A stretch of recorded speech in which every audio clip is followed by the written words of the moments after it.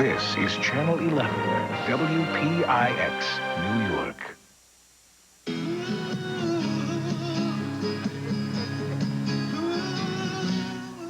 A day-long rock concert at Giant Stadium. Top musicians and 55,000 screaming fans. The message, end abuses of human rights.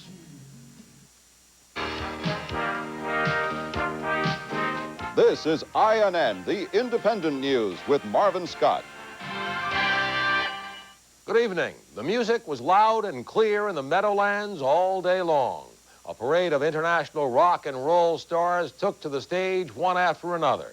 They joined in vocal support of Amnesty International's call for an end to human rights abuses. Pat Dolan has more on the thousands who joined hands in a conspiracy of hope.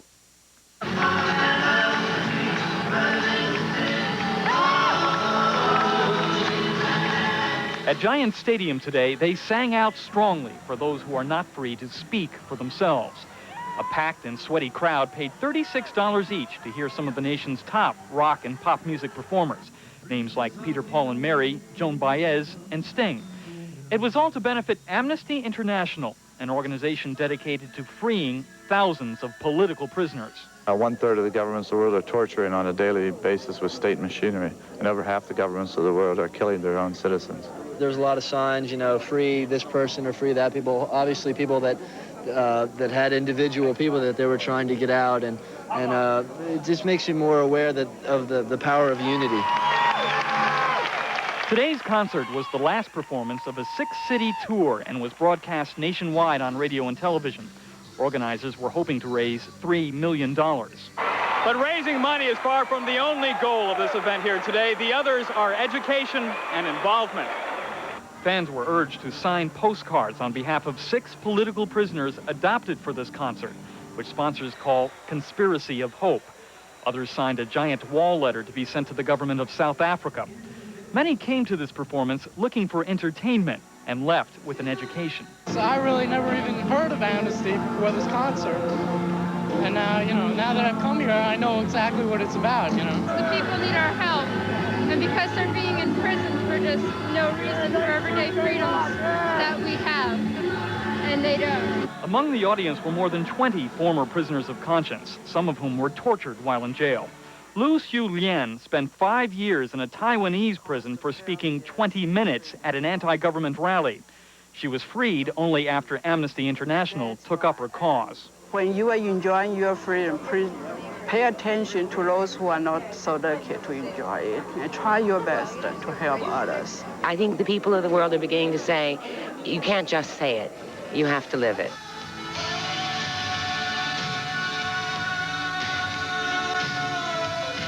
Sponsors are hoping this concert series will wake up the public and send a message to repressive foreign governments. A message which says that as long as people are being tortured and executed for their beliefs, many Americans will not remain silent. In East Rutherford, New Jersey, Pat Dolan for the Independent News. The rest is up to you. What is it like to live as a black in South Africa? Is that country headed toward civil war? Questions only a South African can answer, a black South African. Amon Msane is a union leader from Johannesburg. He is also the father of 3 children. Just this past week, his house was raided. He has spent time in jail and currently is wanted by the South African police. Amon has been visiting this country for the past 4 weeks. Often when we talk about South Africa, we see films such as we saw a few moments ago of violence, car bombings, police, but seldom do we have an opportunity to hear from a South African black. What is it like to be a black in that country? It's like living in a jail, living in a dungeon. It's like being a stranger in a country of your birth, where there is no freedom of expression, there is no freedom of movement, there is no freedom of everything. In other words, if you are in South Africa, you are in jail. That is why I don't even fear going back and getting into jail. That will be the next jail, because it's like living in jail, of course. Why are you wanted by police? I've committed no crime. That is why I'm saying South Africa is just another country.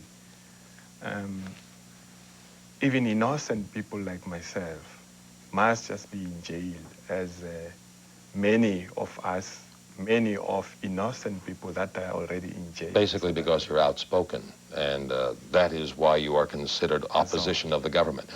There seems to be so many diverse groups of blacks in South Africa. What would it take to bring all these rival factions together to unify the blacks in South Africa? First of all, we have to try and move away the security police from the situation, because there appears to be rivalry amongst the group as a result of the interference of the security police. In other words, if the security police move away, the blacks will handle things themselves? Blacks in peace. Blacks, there will be peace among the blacks inside. How can you ever hope to overcome white supremacy in South Africa? White supremacy can only be overcome by the total dismantling of apartheid in South Africa. Can there be a peaceful solution? Yes, of course. If apartheid can be dismantled today and all the political prisoners released in South Africa today, then we would be talking of something. What is it you're looking for the United States and other countries to do what already has not been done?